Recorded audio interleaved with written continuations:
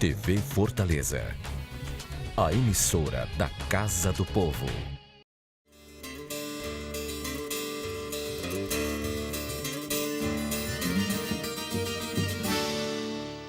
Olá, telespectadores da sua TV Fortaleza, canal 61.4 e Multiplay, canal 6. Iniciando nesse instante o programa cultural Cordel e Viola. Hoje esse programa aqui eu queria dedicar ao meu amigo Nino Coutinho, artesão lá do Cariri. O Nino é responsável por essa indumentária que eu estou usando aqui, jaqueta, chapéu, sandália. Eu quero agradecer ao meu amigo Nino Coutinho lá do Crato, que tem feito essa sua marca chegar a muitos cantos. Muito obrigado, meu amigo Nino Coutinho. E o programa de hoje é um programa muito especial. Há algum tempo já tinha conversado, inclusive, com o Dideu Salles, para que tenha uma aproximação maior a esse cidadão. Vamos entrevistar hoje aqui o poeta, professor, ex-vereador de Fortaleza, sonetista, Juarez Leitão. Olá, professor. Olá, Paulo, tudo bem? Como é que está a luta aí desse poeta, desse escritor? Como é que tem andado essa sua vivência nas escritas? Olha, antes mesmo de me aposentar como professor, e eu passei 48 anos na sala de aula, eu já tinha uma militância muito ativa na literatura. E desde menino tive contato não só com a literatura popular, como logo depois com a chamada literatura clássica, mas que essa atividade nunca foi, digamos assim, dividida. Eu sempre misturei muito bem o popular e o acadêmico, não é? E respeitei sempre essas duas maneiras, esses dois olhares poéticos, não é? E enquanto isso dava minhas aulas, e muitas, todos os dias. Uhum. Juarez, você é natural de? Eu nasci na fazenda Barro Vermelho, no município de Novo Oriente. Naquele tempo, Novo Oriente era distrito de Independência. E veja só, eu fui batizado em Crateús, porque o Barro Vermelho, a nossa fazenda, ficava mais perto de Crateús do que de Novo Oriente. Então, qualquer necessidade, a gente se provia em Crateús, né? O pessoal vinha para Crateús, né? Eu, na verdade, sou um sobrevivente porque no 5º mês de gestação da minha mãe, numa certa tarde de carneiros, à tardinha, um pai de chiqueiro arremeteu sobre a barriga da minha mãe, onde eu estava lá, como feto, no 5º mês de gravidez dela. E deu uma amarrada feroz ali, ela caiu para trás e começou a ter uma hemorragia. Não tinha carro, não tinha nada, a providência era colocá-la numa rede, fazer uma armação. E ao ombro de 2 homens fortes que se alternavam com 2 outros, vararam a noite e chegaram a Crateús às 5h30 da manhã para ver se salvava a mulher. E nesse tempo, o médico da cidade era o doutor Moura Fé, um piauiense que chegou a Crateús e inclusive fez carreira política ali. Ele era o prefeito da cidade. E ele disse, foi chamado, acordado, né, para atender, e ele examinou lá a mulher que era a minha mãe e disse para o meu pai: vamos tentar salvar a mulher, ela está com hemorragia e vamos extrair o feto.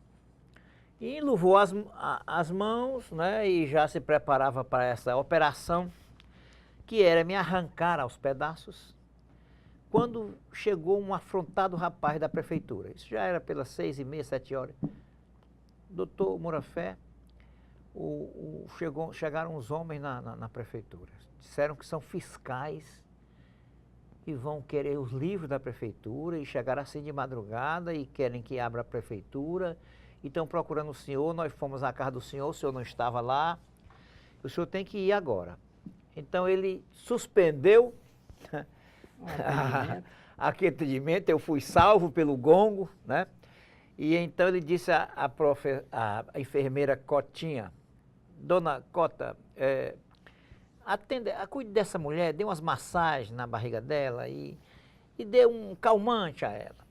A enfermeira Cotinha depois me contou isso, me contava com muita frequência isso, que eu cheguei a morar vizinha a ela depois em Crateús. Ela disse que fez um elixir de agoniado. Eu digo, como diabo é esse elixir de agoniado?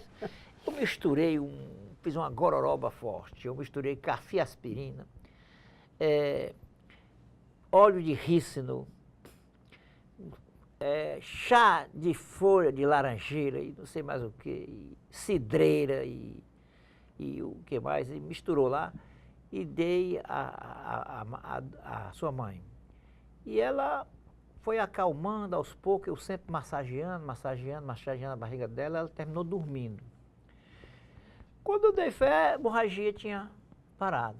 Quando o médico chegou, já por volta de 12 horas, quando o médico chegou, estava enluvando novamente as mãos dele, quando eu disse, doutor, a mulher está muito bem. Ela dormiu, acordou, não tem febre, e por incrível que pareça, o menino está mexendo. Daí o médico, epa, que bom, então vamos esperar, vamos aguardar no que vai dar. E eu sou resultado desse aguardar, sobreviver, né? Que maravilha, né? Ô Juarez, você teve uma educação religiosa bastante intensa na sua vida, inclusive chegou a estar no seminário. Como é que foi? Conte um pouco dessa sua, porquê dessa sua ida ao seminário. Bom, eu sou filho da tragédia. Quando eu tinha 10 para 11 anos, meu pai foi grosseiramente assassinado em Novo Oriente. Ele era o presidente da UDN local e na campanha de 58 ele perdeu a eleição. Ele era virgilista, tavorista, tanto que o meu nome Juarez é uma homenagem ao Juarez Távora, né? O tio do Virgílio.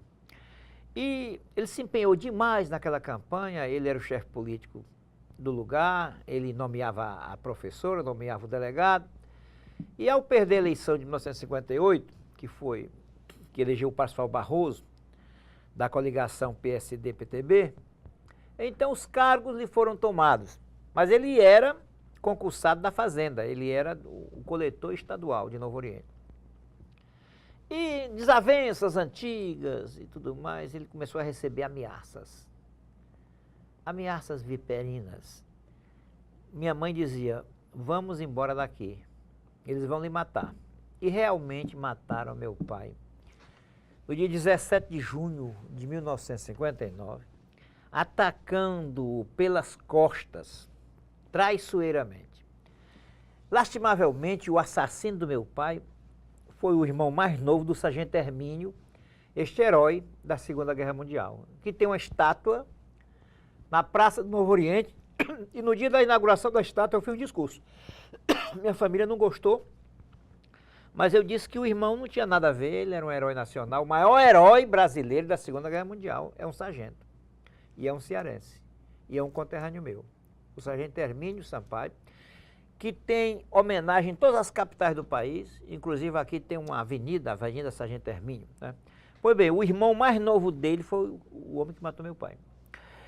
E a partir daí eu vim morar com o meu tio, que era vigário de Nova Russas. Então eu saio da fazenda no Novo Oriente para morar em Nova Russas, uma cidade de médio porte, que fica entre Poeiras, Tamboril e Crateús, né? E ali eu fui morar com o Padre Leitão, Padre Francisco Soares Leitão. O Padre Leitão era um gênio, um homem de uma cultura excepcional, um historiador, um poeta, uma memória prodigiosa, recitava cantos e cantos dos Lusíadas de Camões, né? Recitava os sonetos do Padre Antônio Tomás e tudo mais. Foi muito importante para a minha formação literária a presença do Padre Leitão na minha vida. Foi o meu segundo pai. Eu tive vários pais. Este foi o meu segundo pai. E quando eu cheguei lá, ele disse para mim, eu era um menino de 10 para 11 anos, ele disse, Juarez, a memória é como um músculo, ela tem que ser treinada. Vamos fazer o seguinte, todas as noites eu vou lhe dar um soneto para você memorizar. Você vai ler o soneto 2, 3 vezes, o subconsciente vai trabalhar durante o sono e amanhã você lê mais 2 ou 3 vezes e na hora do café você presta contas comigo. Esse processo foi tão importante para a minha vida e para mim, para a minha memória. Eu decorei cerca de 300 sonetos. Começamos pelos sonetos do Padre Antônio Tomás e depois de Olavo Bilac, Castro Alves e até os poetas modernos, né? Com Vinícius de Moraes, por exemplo. Bom, aos 12 anos, de 11 para 12 anos, ele me põe no seminário de Sobral. Foi outra atitude de que eu muito importante para a minha formação humanística. Eu passei 5 anos no seminário de Sobral e passei 2 anos no seminário da Prainha. Em Sobral, eu encontro um outro grande mestre, o padre Oswaldo Carneiro Chaves, meu professor de português. O padre Oswaldo, eu menino de 11 anos, ele leu uma redação minha na sala de aula e me estimulou. Essa redação, o padre Oswaldo está aí com 96 anos de idade. E ele guarda essa redação até hoje. Então você imagine um menino de 11 para 12 anos recebendo um estímulo desse e o homem dizendo que você ia ser escritor. Foi muito importante. Que maravilha. Ô Juarez, você falou aí no soneto, né? Eu sei, muitos telespectadores sabem. Mas como é a formação de um soneto aí para aqueles telespectadores que não conhecem? E aí você poderia aproveitar e já recitar um desses sonetos. O soneto é uma inversão petrarquiana, né? É um tipo de composição poética prático, difícil de ser feito. Eu estou falando do bom soneto, não é de arranjos que a gente vê por aí, não. Então, ele se compõe de 14 versos. Geralmente, ele é tecido em decassílabos, né? Então, são 2 quartetos e 2 tercetos. 2 estrofes de 4 e 2 estrofes de 3. A estrofe de 4, a primeira rima com a terceira e a segunda rima com a quarta. A B, né? E o terceto você fica à vontade, mas tem que rimar 2 vezes o terceto, né? São 6, o terceto são 3 versos e mais 3 versos, né? Então você também encadeia. É muito importante no soneto se anunciar uma situação nos 2 quartetos e depois uma conclusão e uma síntese ou uma simbologia nos 2 tercetos. Por exemplo, vamos ver Raimundo Corrêa. Ele descreve os sonhos da juventude. Nós, jovens, temos sonhos, e ai do jovem que não os tem. Na juventude você solta os seus sonhos, e eles vão e vão e voam, etc. E ele era um tanto quanto pessimista, como todos os poetas do século XIX. Ele dizia que os sonhos da juventude não voltavam mais. E ele fazia uma comparação com um pombal. Num pombal, de manhãzinha, as pombas voam, vão todas embora, fogem. Mas quando é de tarde, né, as pombas voltam ao seu pombal.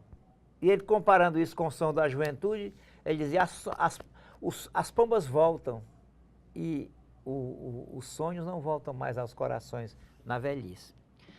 Ele conta assim, vai-se a primeira pomba despertada, vai-se outra mais outra.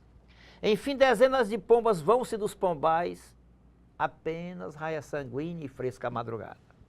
E à tarde, quando a rígida nortada sopra de novo, em bando, elas serenas, rufrando as asas, sacudindo as penas, voltam todas em bando e em revoada. Pronto, aí ele contou a situação.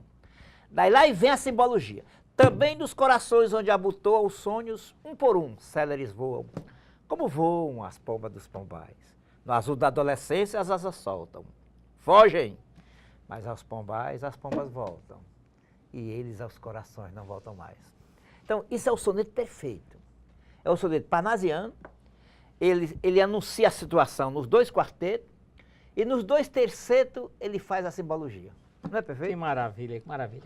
Esse é o programa Cordel e Viola, pela sua TV Fortaleza, canal 61.4 e Multiplay, canal 6. Estamos entrevistando aqui hoje o escritor, professor, poeta ex-vereador de Fortaleza, Juarez Leitão. Daqui a pouquinho voltaremos com mais Cordel e Viola.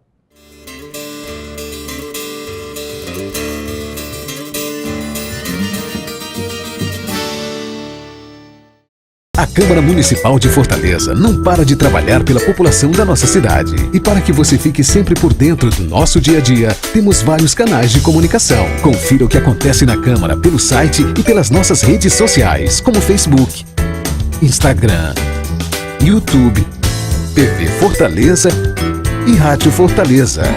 Acesse, comente, assista, participe. A casa é sua também. Câmara e você, juntos construindo uma Fortaleza melhor.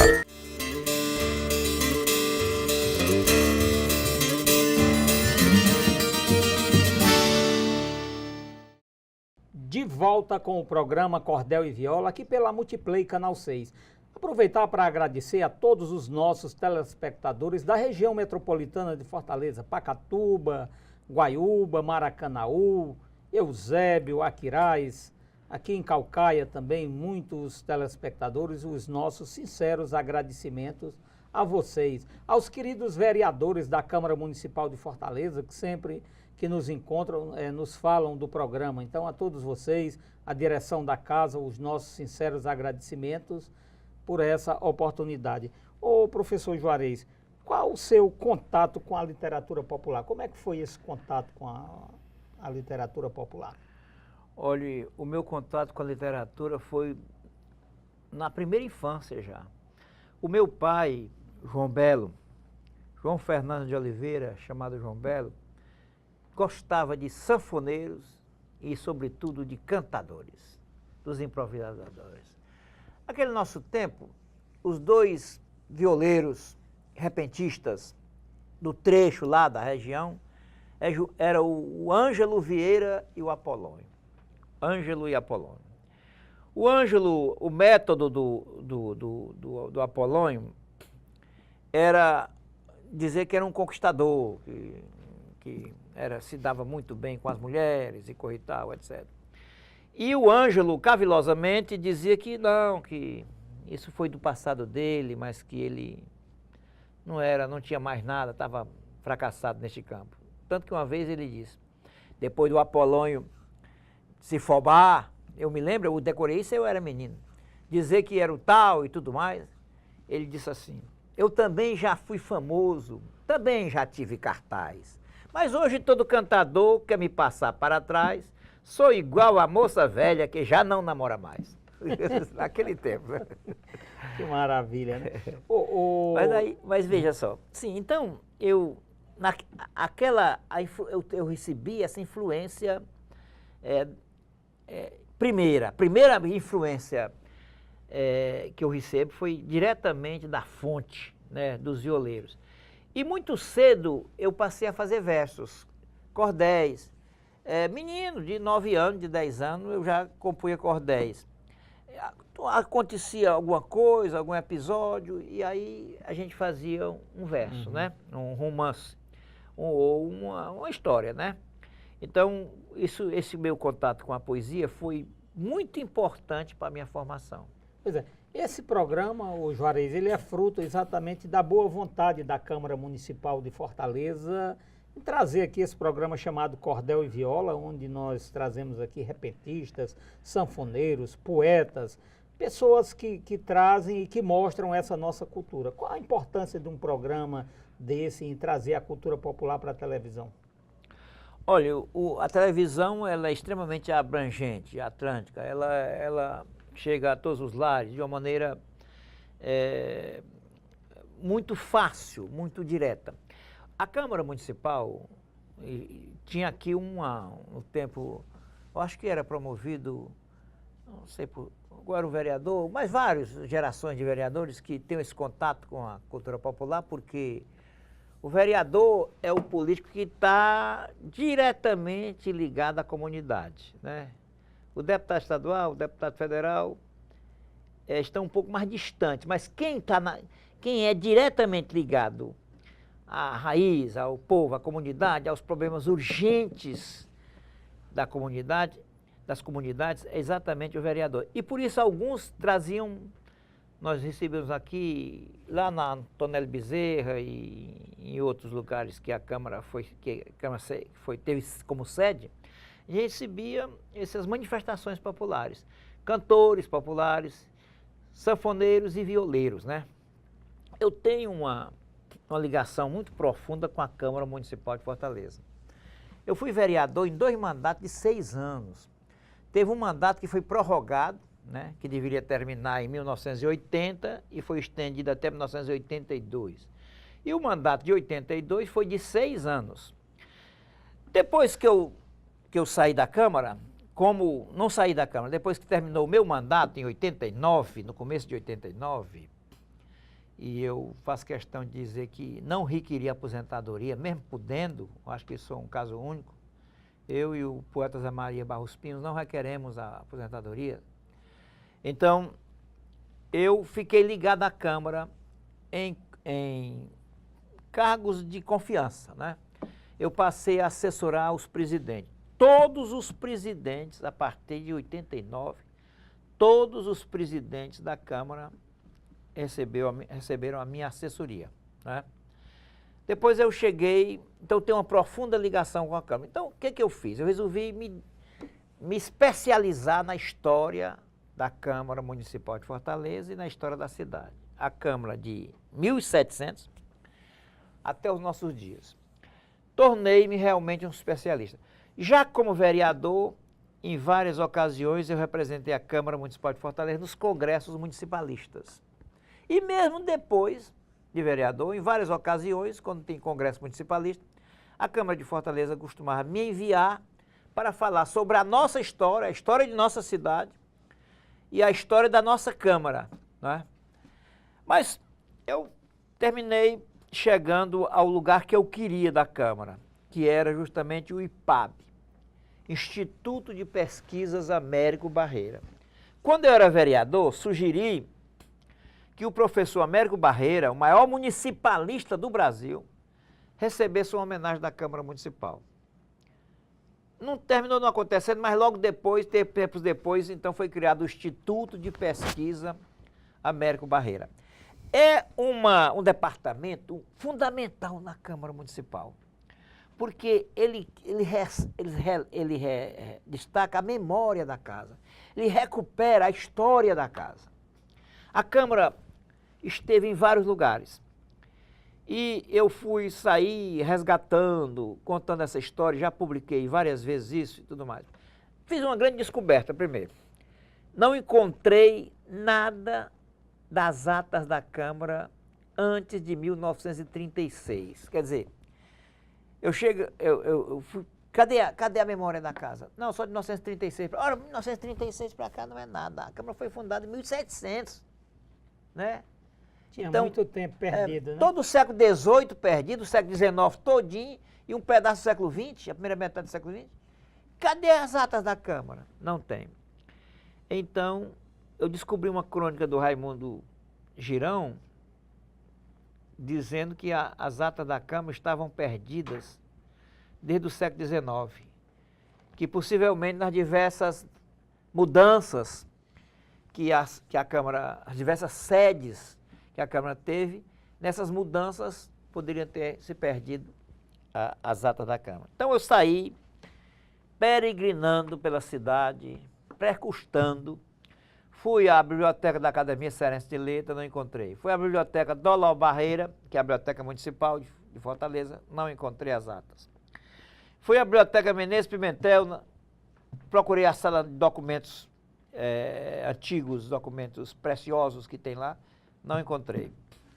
Mas a sorte me sorriu há 4 anos, quando eu encontrei no Instituto do Ceará todas as atas perdidas da Câmara. Eu sou membro do Instituto do Ceará, a instituição cultural mais antiga do Ceará, fundada em 1887. Eu sou o secretário atualmente. E eu sou membro da Academia Cearense de Letras, a mais antiga academia do Brasil, fundada em 1894. Eu sou atualmente vice-presidente. Pois bem, então, lá no Instituto, eu vasculhei, procurei uma sala de bregueços e tudo mais, e lá encontrei as atas da Câmara. Que maravilha. Olhe, 200 anos de história, nós recuperamos 200 anos de história da Câmara Municipal. Esses documentos estavam desidratados. Na hora que a gente pega, ele se parte. Então, como a Câmara Municipal tem um departamento, um laboratório de recuperação de documentos, a Câmara Municipal fez um convênio com o Instituto do Ceará e esses documentos estão sendo restaurados, recuperados. Mais de 40% desses documentos já foram recuperados e o trabalho continua. Eu estou acompanhando e tudo mais. O anterior presidente me indicou para eu ficar acompanhando esse trabalho, nós estamos acompanhando. Pois bem, eu espero dar continuidade ao meu trabalho aqui na Câmara, porque eu tenho um compromisso de cidadania com essa casa. Eu conheço a história dessa casa, eu participei desta casa. Hoje eu dou palestras sobre a Câmara aos visitantes, aos estudantes que visitam a casa, sou eu que dou as palestras sobre a história da Câmara e a história da biblioteca, a história do Instituto de Pesquisa e tudo mais. Então, esse vínculo com a Câmara Municipal de Fortaleza é praticamente a minha segunda casa. Estou aqui há praticamente 40 anos, né? Que maravilha, né? Juarez, você tem a formação em História, né? Onde exerceu, em Filosofia. Né? Em Filosofia também. Onde exerceu por vários anos como professor em cursinhos preparatórios de vestibular. O que mudou daquela época para cá com relação à questão do vestibular e a própria preparação? Nós temos aulas também em universidade, né? História Bom, história e sociologia e filosofia eram matérias fundamentais para o ingresso à universidade na área de humanidades. Depois caíram. Sociologia, filosofia, desapareceram, saíram da lista do vestibular e ficou história. História ficou então supervalorizada porque abrangia isso. Mas, quando nós começamos, nos anos 60 ainda, 67, pouca gente assistia aula de História.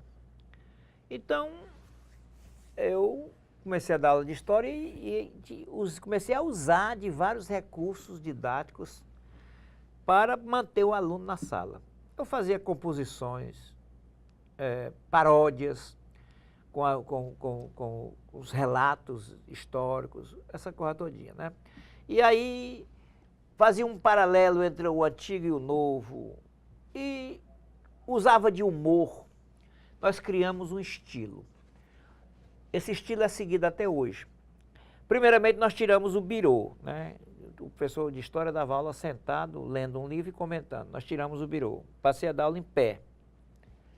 E com muita, digamos assim, espontaneidade, andando de um lado para o outro, contando os fatos pitorescos e reais e procurando nunca relaxar na análise dos fatos, que era uma coisa muito importante.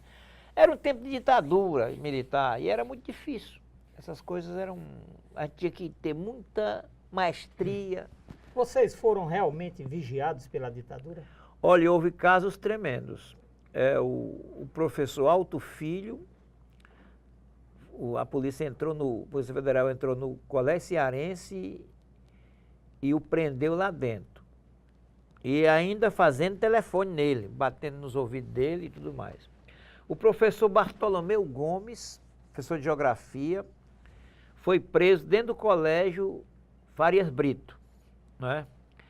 Eu fui várias vezes advertido por alunos que diziam que estavam ali trabalhando. Uma vez eu estava falando sobre a Revolução Francesa e falando da corrupção, e falando do empreguismo, e falando dos políticos venais na antivéspera da Revolução Francesa. Entra o agente, senta lá e de repente eu digo assim, e o governo, além de medíocre, corrupto, devasso, vendido e não sei mais o quê. Ele pegou o bonde andando. Ele pegou um bonde andando. Daí começou a fazer gestos lá e fazia assim e tudo mais, para eu maneirar e correr e tal. Teve um momento que ele ficou desesperado porque ele gostava da minha aula. Ele conversava comigo e tudo mais. Daí ele foi e gritou, professor, cuidado. Daí eu disse, rapaz, eu estou falando da Revolução Francesa. Quer dizer, a identificação da corrupção política em todas as épocas, né? Que maravilha. Esse é o programa Cordel e Viola. Estamos aqui entrevistando o professor Juarez Leitão. Eu, inclusive, na época que fui me preparar para fazer vestibular, eu sou formado em História também, assisti uma aula sua e aí você tinha contado realmente essa história lá. Exatamente essa história, por isso que eu lembrei aqui. Então, daqui a pouquinho nós voltaremos com mais informações, com mais perguntas aqui ao grande mestre, professor Juarez Leitão, que está trazendo aqui informações importantes para o programa Cordel e Viola.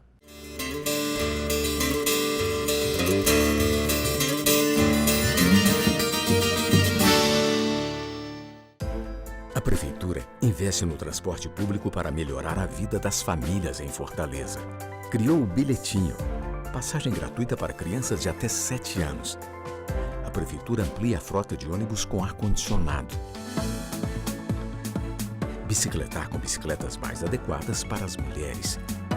E mais ciclofaixas facilitando a mobilidade em Fortaleza. Prefeitura e você, uma Fortaleza melhor é a gente que faz.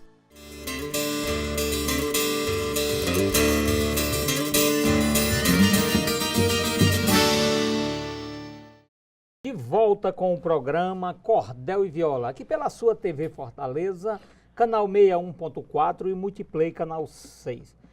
Professor, o seu primeiro livro foi Urubu Rosado. Fale um pouco sobre esse livro, a importância dele. Bom, Urubu Rosado, eu participei de um concurso da Secretaria de Cultura no final dos anos 70.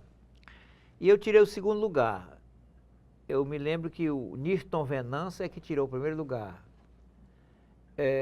Não sei como é, não me lembro mais do título do livro dele, mas tirou o primeiro lugar o Nirton Venâncio, que hoje é um grande cineasta, né? Além da poesia, também se dedicou ao cinema.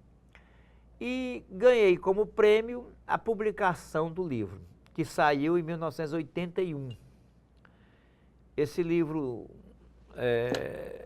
tem esse título de Urubu Rosado por causa de um poema, de uma série de poemas iniciais sobre o urubu. É uma ave maldita, uma ave asquerosa e tudo mais, e eu, quando era adolescente, fiz uns poemas dizendo que era um urubu, ou coisa que o valha, aquela rebeldia de adolescente. Este livro tem muitos poemas titubeantes, né? Porque poemas de adolescente. A gente às vezes não quer abrir mão daquilo que escreveu, e é uma tolice isso. Você tem que ter coragem de renunciar àquilo que não tem qualidade. O livro, no entanto, tem alguns poemas de qualidade. Um poema sobre o meu pai, o chamado Cavaleiro. Alguns poemas de tom épico. Então, realmente, esses poemas são... Mas os poemas titubeantes da adolescência, às vezes a gente se arrepende deles, né? O meu segundo livro foi Tangenciais. É um livro que já foi premiado e tem uma poesia aqui marcante chamada Canção Encarnada. E o terceiro livro ganhou o Prêmio Ceará de Literatura, é o Ignis, Inventário da Paixão. Ignis, o Inventário da Paixão. Bom, mas muito antes disto, muito antes dos anos 80, eu já estava publicando, desde 1970, publicando livros didáticos, livros de história, de preparação para o vestibular, de história da civilização, não é? De história do Brasil também, e de atualidades. Então, eu publiquei 10 livros didáticos, 10 livros didáticos. Na área de história. Na área de história. Depois, eu passei a fazer crônicas de costumes, né, sobre a cidade. E o meu livro mais destacado nesse campo de crônica de costumes é o livro Sábado, Estação de Viver. Esse livro, ele já teve 3 reedições. Ele é um livro de quase 600 páginas. Ele é uma pesquisa que vem de 1813 até 2000. 1813 até o ano 2000. Pesquisa só sobre o sábado. O que é que em Fortaleza se fazia no sábado? O que é que se bebia? O que é que se cantava? O que é que se raparigava? O que é que se... Tudo. O que é que se estudava? O que é que se conversava? Então são crônicas desses momentos. São crônicas desse roteiro de atividades dos fortalezenses aos sábados. Então tudo que você possa imaginar. Onde é que eu fui buscar isso? Nos jornais de época, né? Foi alguns depoimentos, peguei também alguns depoimentos de pessoas muito de muita idade, né, e com muito boa memória. É lá que está a história, uma nova história do bode ioiô, uma história fantástica do bode ioiô, que a lenda diz que na verdade o bode ioiô era a reencarnação do poeta e seresteiro Paulo Laranjeira, Paulo de Castro Laranjeira. Quer dizer, é uma história, um realismo fantástico, né? Que maravilha. Quem foi realmente Padre Antônio Thomaz? O Padre Antônio Thomaz era um gênio da poesia. O Padre Antônio Thomaz era um vigário do interior do Ceará, um cabuquinho, baixinho, certo? E ninguém dava nada por ele. Mas, no entanto, uma vez, na década de 20, ele ganhou um concurso nacional de sonetos. Quando concorreram 20 ou não sei exatamente a época, né, o ano, concorreram Alberto de Oliveira e Olavo Bilac neste concurso de soneto, e ele ganhou, um vigário do interior do Ceará. Foi um escândalo, né? Ele ganhou com o poema Contraste ou foi o Palhaço, um desses dois poemas, não me lembro se foi o Contraste ou foi o Palhaço, são dois poemas clássicos dele, né? Tem aí de memória? Tem, o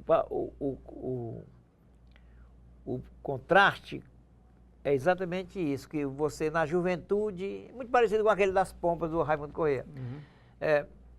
Então, aliás, eu acho que ainda agora eu citei as pompas como sendo do Alberto de Oliveira, é do Raimundo Corrêa as pompas, né? É bom que restaurar a verdade histórica, né? A autoria.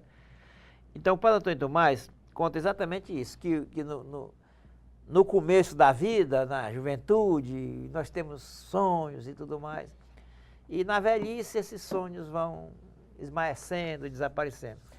Eu, pessoalmente, tenho uma posição completamente diferente, né? Eu nunca matei o menino que mora dentro de mim, né? Eu nunca matei aquele menino e nunca desisti dos sonhos, né? Eu acho que no dia que você desiste dos sonhos e no dia que você perde a infância interior, então você morreu. Quer dizer, essa cavilação de ficar se queixando da velhice, essa rabugice da maturidade, essa eu não tenho nem quero, certo? Bom, ele diz assim, contraste. Quando partimos no verdor dos anos, da vida pela estrada florescente, as esperanças vão conosco à frente e vão ficando atrás os desenganos. Rindo e cantando, céleres, ufanos, vamos marchando descuidosamente, mas eis que chega a velhice de repente, desfazendo ilusões, matando enganos. Então nós enxergamos claramente como a existência é rápida e falaz. E vemos que acontece exatamente o contrário dos tempos de rapaz.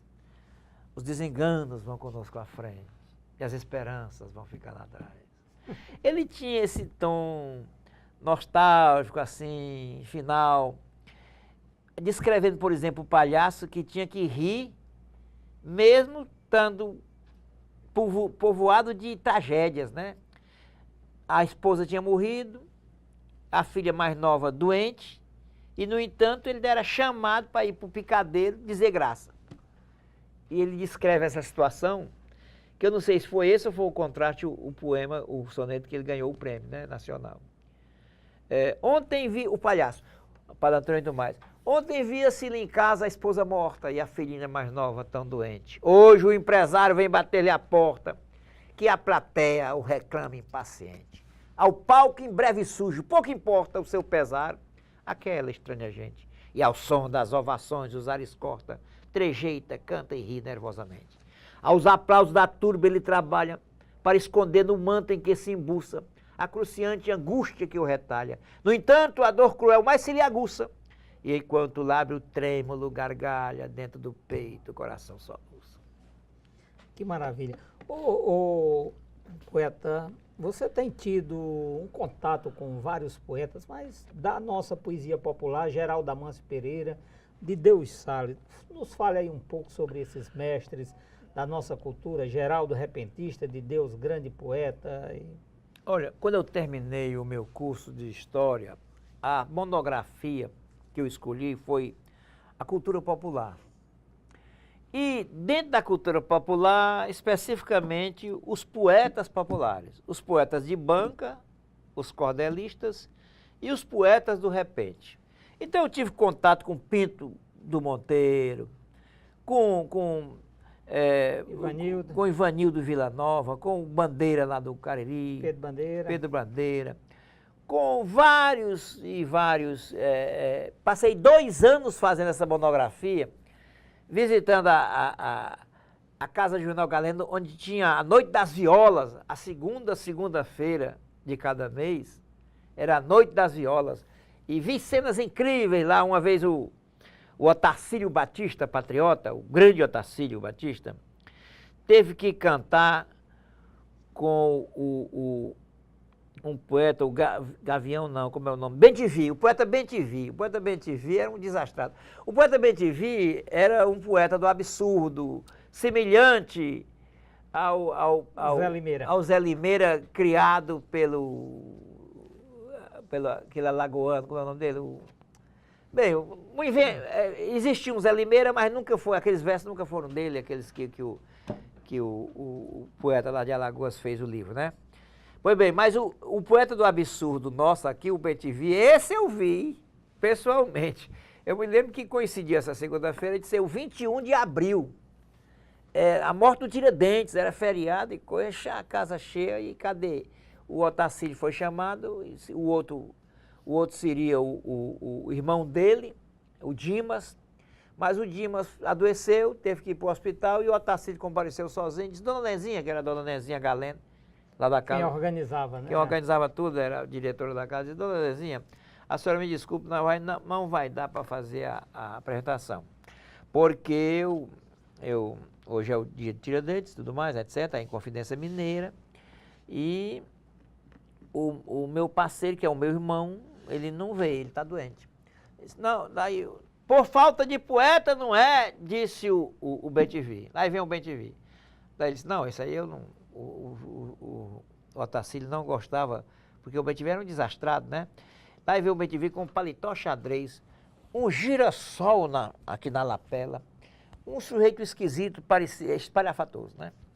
Daí disse, não, Dona Nezinha, eu quero cantar com o poeta.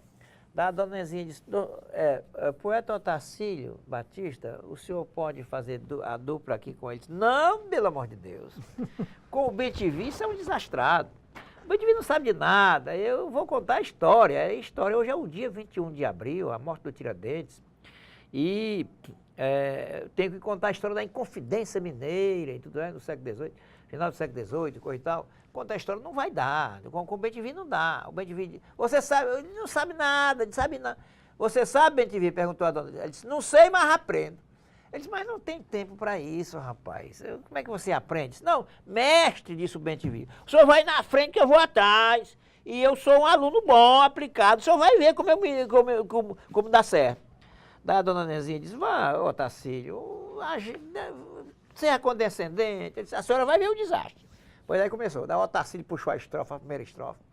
Na primeira estrofe disse logo que Cláudio Manel, citou os grandes inconfidentes, Cláudio Manel da Costa, Padre Oliveira Rolim, Tomás Antônio Gonzaga, Tiradentes, todo aquele pessoal.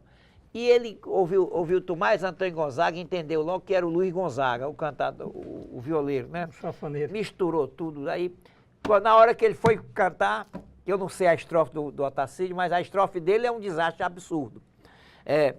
Ele disse, o doutor Cláudio Manel e o velho Luiz Gonzaga, Tiradentes só morreu por causa daquelas pragas, mas antes arrancou os dentes de São Francisco da Chaga.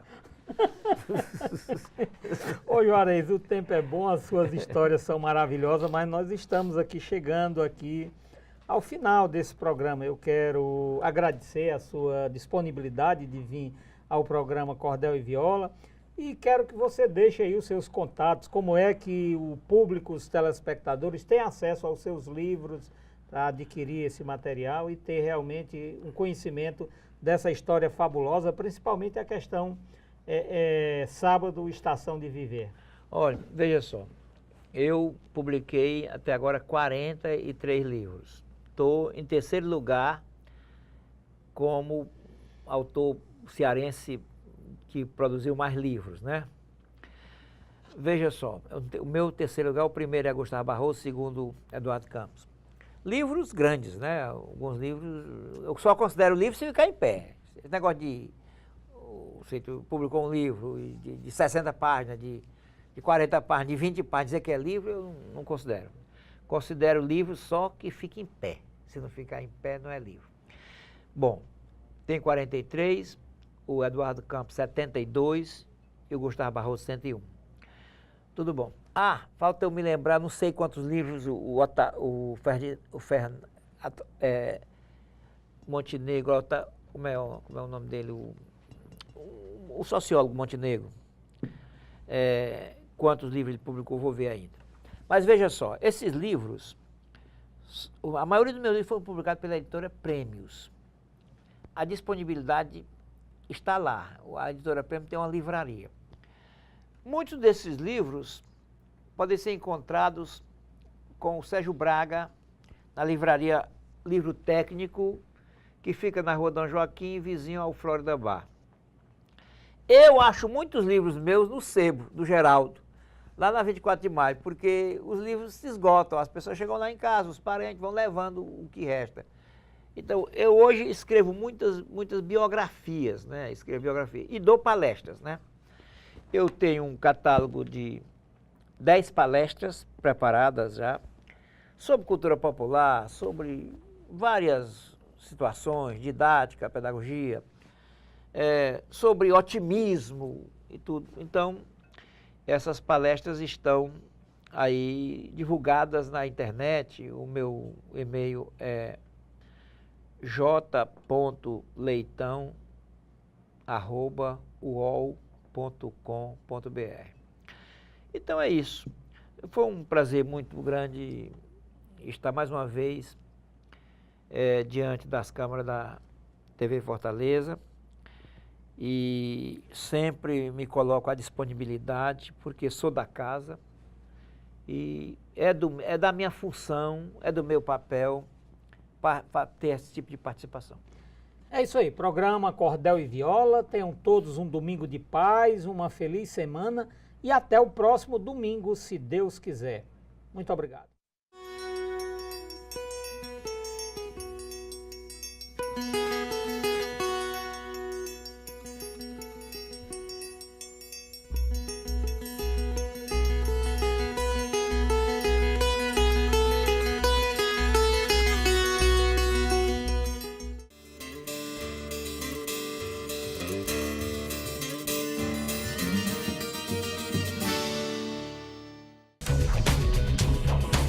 TV Fortaleza, a emissora da Casa do Povo.